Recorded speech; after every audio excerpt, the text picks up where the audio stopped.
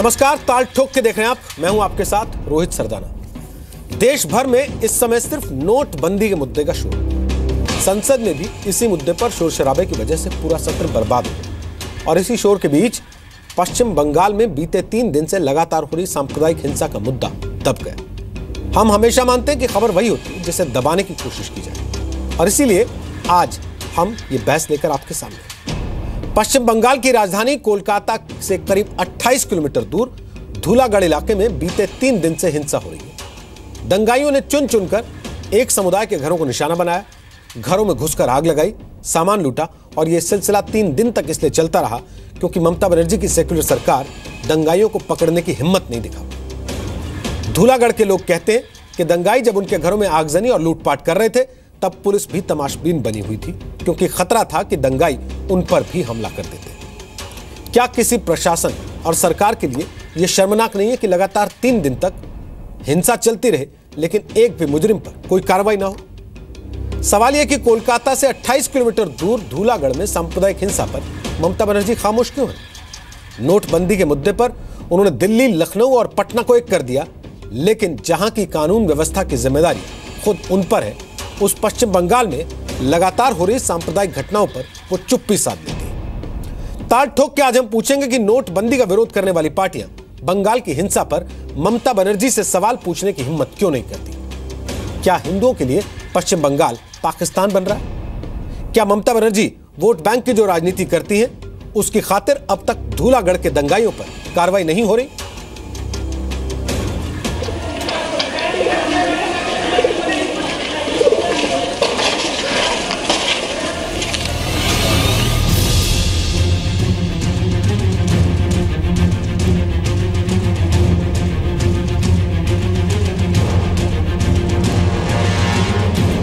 Whatever his stand or the police's stand is. He will speak when he speaks.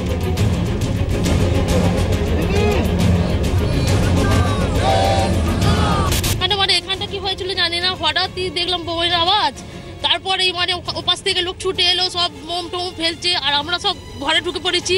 लूटपाट किया है, घर में सब जो जिनिस आसपास सामान था वो सब गिरा के आगुन लगा दिया है। उधर बोमा मारा है, गोली, एसिड सब फीका है। घर में बच्चे लोग था, उधर में टर्चर किया है। কাটারি ঠুয়ে বলছে এই তোর ভাতাদের সব বার কর, কে কোথায় আছিস, সবাইকে মারবো ना। ये लोग का अत्याचार हो गया, पुलिस घुस नहीं पाया। वो लोग को, पुलिस को भी गोली लग गया था, कांच का टुकड़ा जो बम फेंका था वो भी उन लोगों के ऊपर। पूछा भी नहीं किसी को जो क्या हुआ, इधर क्या हुआ, सिर्फ आ रहा है जा रहा है। वो लोग कुछ काम नहीं कर रहे। আর আমরা কোনো নিরাপত্তা মানে এদিকে সব জ্বলে যাচ্ছে, তখন পুলিশ আছে কিন্তু কোনো নিরাপত্তা পায়নি, কোনো পুলিশ আসেনি, কিচ্ছু আসেনি, ওইখান পর্যন্ত স্টপ করে দিয়েছে। सरकार कुछ नहीं करेगी। बंगाल में डिवाइड एंड रूल की जो राजनीति है वही तृणमूल कांग्रेस की वोट बैंक की आधार है। मैं भी हावड़ा में स्कूल में पढ़ाई की है, डॉन बॉस्को में। मेरी भी निगरानी जो है उस पर टिकी हुई है। ममता बनर्जी जी के दल द्वारा सांप्रदायिक भेदभाव होता है, उसका उदाहरण पहले भी मिल चुका है, और ये सारी बातें बहुत चिंताजनक हैं। मैं समझता हूँ कि ममता बनर्जी जी को सांप्रदायिक जो भेदभाव हो रहा है उस पर कड़ा एक्शन लेना चाहिए। ये भी दुख का बात है, जो पॉलिटिकल पार्टी है सबको क्या काम है, कम्युनल टेंशन ना हो ये देखना काम है। लेकिन कोई पॉलिटिकल पार्टी का आदमी इसको मदद करे, टीएमसी इसको मदद करे और कोई मदद करे, ये तो ठीक नहीं है। जो मदद कर रहा है वो wherever it may be, he should be booked and the police should take proper action. ताल ठोक के आज का पहला सवाल, क्या हिंदुओं के लिए पश्चिम बंगाल बन रहा है पाकिस्तान? दूसरा सवाल, पूरे देश में नोटबंदी पर शोर मचाने वाली ममता बंगाल के दंगों पर खामोश क्यों है? तीसरा सवाल, क्या वोट बैंक के लिए ममता को सांप्रदायिक हिंसा मंजूर है? और ताल ठोक के आज का चौथा सवाल, क्या बंगाल में सियासत की ममता हिंदुओं के लिए नहीं है?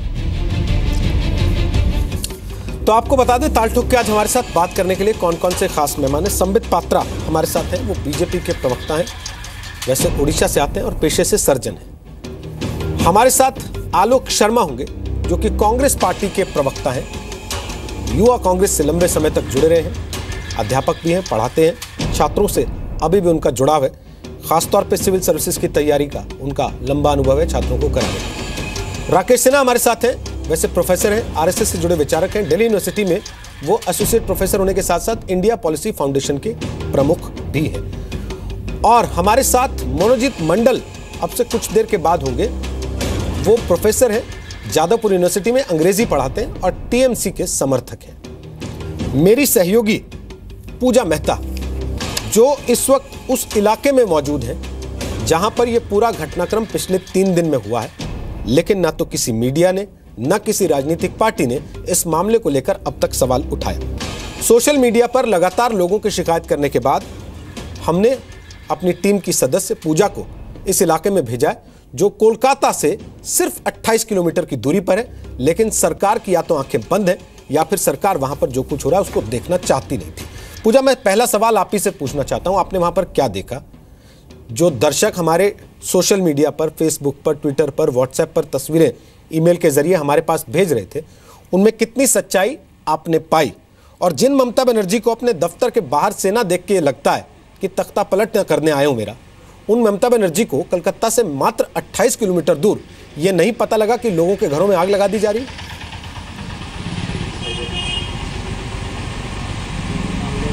जी बिल्कुल रोहित, देखिए हमने जो सोशल मीडिया में देखा, जिस तरह की वीडियोस देखी, जिस तरीके के पिक्चर्स देखे, उससे कुछ गलत नहीं है। आज सुबह हम जब आए यहाँ पर तो काफ़ी लोग सहमे हुए थे, डरे हुए थे। वैसे पूरा का पूरा गांव में जितने भी परिवार है वो यहाँ से जा चुके हैं और जो बचे कुछ परिवार थे वो यहाँ से जा चुके थे अपना सामान लेकर। लोग सिर्फ घर से बेघर ही नहीं हुए, उनका जितना सामान था वो सब कुछ लूट लिया गया। इनका ये कहना है कि जब एक प्रोसेशन के द्वारा इन पर बॉम्ब्स चार्ज किए गए थे तो उनका एक एजेंडा था, एक मोटिव था लूट का, क्योंकि सभी को वहां से डराकर भगा दिया गया। उसके बाद जितने भी अलमारी, लॉकर्स, कबर्ड्स थे वहां से उनका कैश, ज्वेलरी सब कुछ वहां से लूट लिया गया और उसके बाद जाकर पूरे घर को वैंडलाइज किया गया, तोड़फोड़ मचाई गई और आग लगा दी गई। जी आलोक शर्मा जी, वैचारिक तौर पे इस वक्त काफी नजदीकियां हैं आपकी ममता बनर्जी की पार्टी से, कांग्रेस की खास तौर पे। नोटबंदी के मुद्दे पर पिछले 1 महीने में आप लोग एक दूसरे के साथ रहे, लेकिन क्या इसका तात्पर्य है कि अगर वहां कुछ गलत हो रहा होगा उसमें भी आप लोग साथ होंगे उसके? देखिए, मैं समझता हूं रोहित जी, अभी प्रदीप भट्टाचार्य जी जो हमारे वहाँ के वेस्ट बंगाल के पीसीसी के प्रेसिडेंट भी रहे और वर्तमान में सांसद हैं, उन्होंने बहुत स्पष्ट तौर पर कहा कि इसको बिल्कुल भी किसी भी तरह से बर्दाश्त नहीं किया जाना चाहिए। अधीर रंजन जो चौधरी जी हैं, जो पहले हमारे सांसद भी रहे और रेल के मंत्री भी रहे, उन्होंने भी स्पष्ट तौर पर एक बात कही है, जो भी जिस तरह की घटनाएं आ रही हैं और सोशल मीडिया पर और जहां से जी न्यूज़ की जो संवाददाता वहां से बता रही हैं, जिस तरह की तमाम समाचार पत्रों से खबरें आ रही हैं, ये बहुत ही दुखद है। किसी भी संप्रदाय के साथ इस तरह का बर्ताव होना गलत है, चाहे वो हिंदू हो चाहे मुस्लिम हो। लेकिन साथ के साथ हमें यह भी ध्यान रखना होगा कि हम इसको इस रूप में प्रस्तुत ना करें कि कहीं ये चीज़ और ज़्यादा बढ़ जाए। जिस भी तरह से जो भी चीज़ हो उसको पूरी तरह से लॉ एंड ऑर्डर के तहत ममता सरकार को वहाँ पर सख्ती से निपटना चाहिए। कांग्रेस पार्टी कड़े शब्दों में इस तरह की किसी भी घटना की निंदा करती है। हम चाहे नोटबंदी में साथ रहे हों चाहे नहीं रहे हों, लेकिन सांप्रदायिक घटना जिस तरह की हो रही है, हिंदुओं का वहाँ पर अगर मीडिया के माध्यम से जो पता चल रहा है पलायन हो रहा है, वहाँ से लोग इधर जा रहे हैं उधर जा रहे हैं और तमाम बम्बों का इस्तेमाल किया जा रहा है, ये दुखद है। वहाँ के जो भी एसपी हैं, डीएम हैं, उनके ऊपर भी सख्त से सख्त कार्रवाई की जानी चाहिए। लेकिन संबित पात्रा, जब इसी तरह की कोई घटना रिपोर्ट हो जाती है कि दादरी में हो गई है, तो सारी राजनीतिक पार्टियां वहां लाइन लगा के खड़ी हो जाती हैं फोटो खिंचाने के लिए।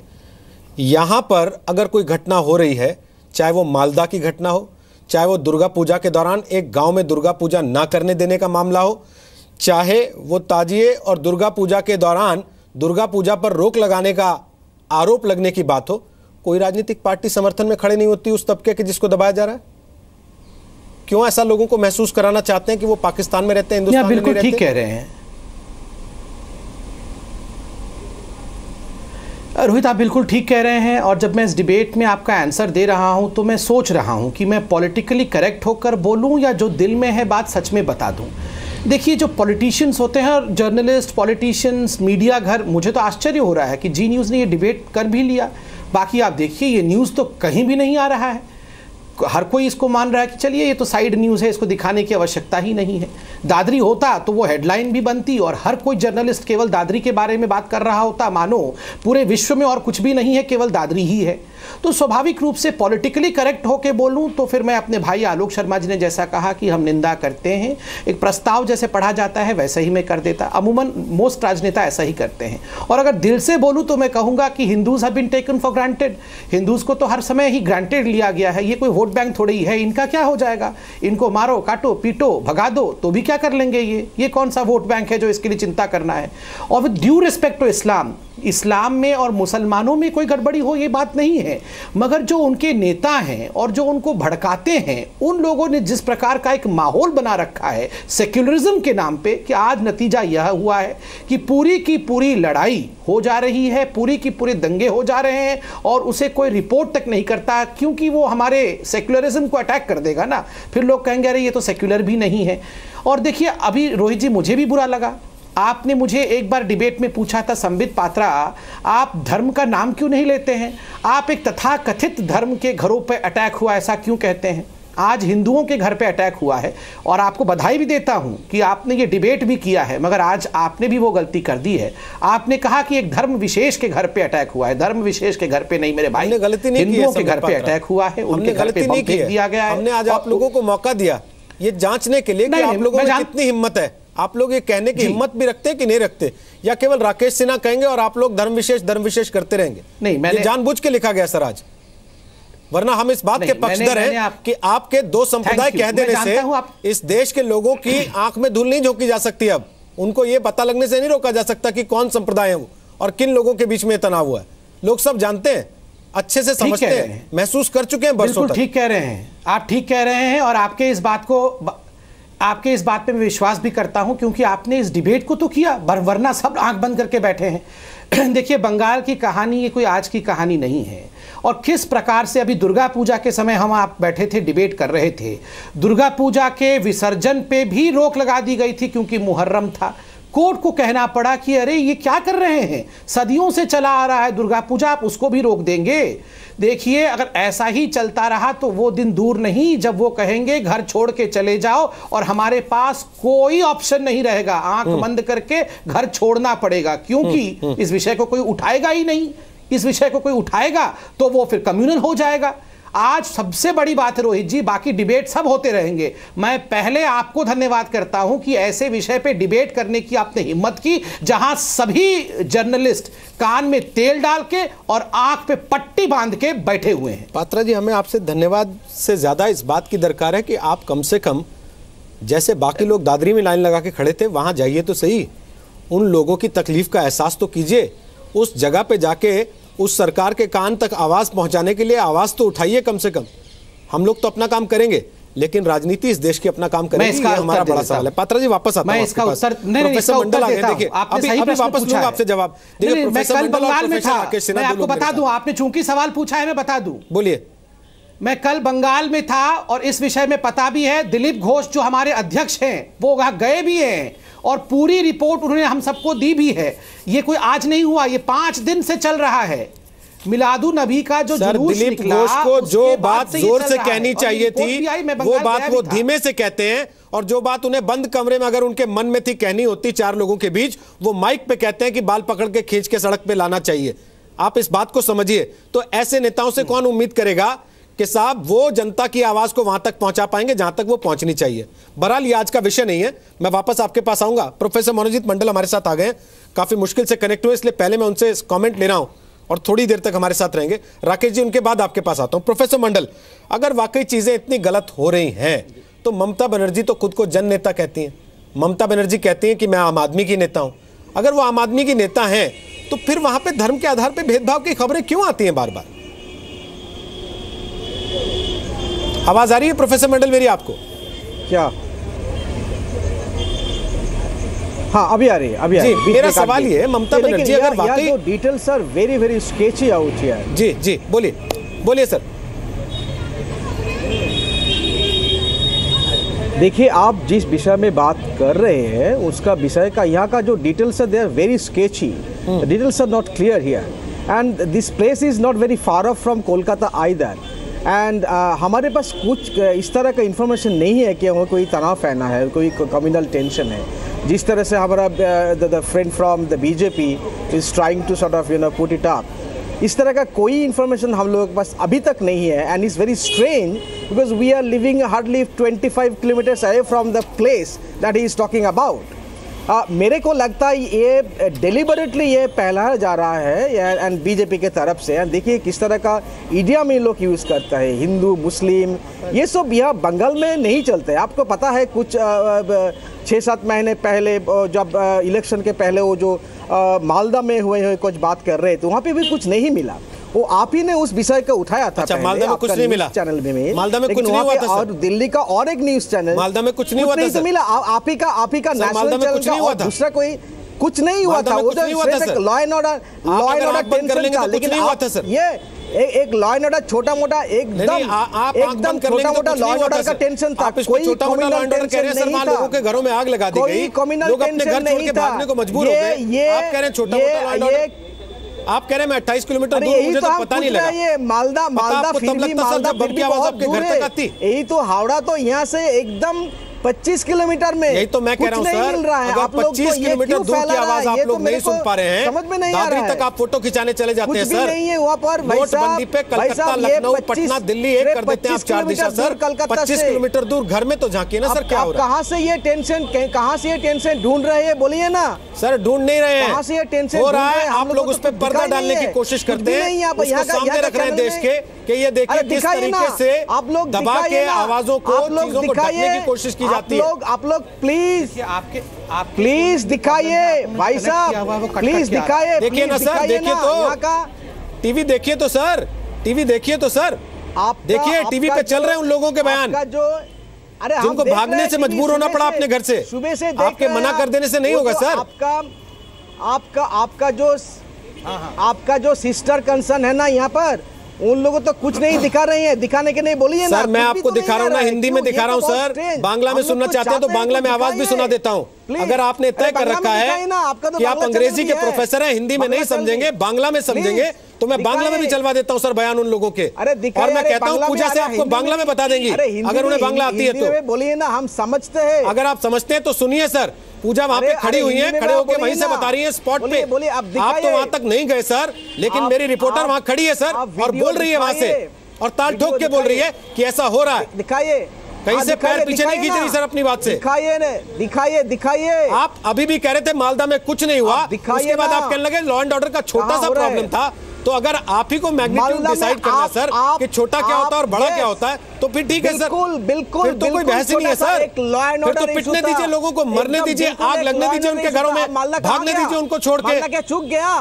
आप ही ने पहला भागने दीजिए सर, भागने दीजिए फिर लोगों को घरों से। मालदा में आप बोलिए ना, मालदा में, अरे दिखाइए ना, मालदा का दिखाइए। मालदा में क्या है टेंशन, दिखाए ना, कम्युनल टेंशन हुआ था क्या? मालदा में दिखाया, तभी आप लोगों की हिम्मत पड़ी, आपने जांच की, और उसके बाद वहां के लोगों को कम से कम हौसला आया। दूसरा चैनल भी तो आप लोगों ने तो कोई कमी नहीं छोड़ी थी सर। अभी मालदा पे आप कह रहे थे कि 2 ही 3 चैनल गए थे। आप चाहते हैं कि लाइन लगा के चैनल खड़े हो, तो सर उसकी जिम्मेदारी तो मैं नहीं ले सकता। मैं केवल अपनी जिम्मेदारी ले सकता हूँ। जो फैक्ट्स हमें दिख रहे हैं हम दिखा रहे हैं सर, और आगे भी दिखाते रहेंगे। आपके पर्दा डालने से छुपेंगे नहीं सर।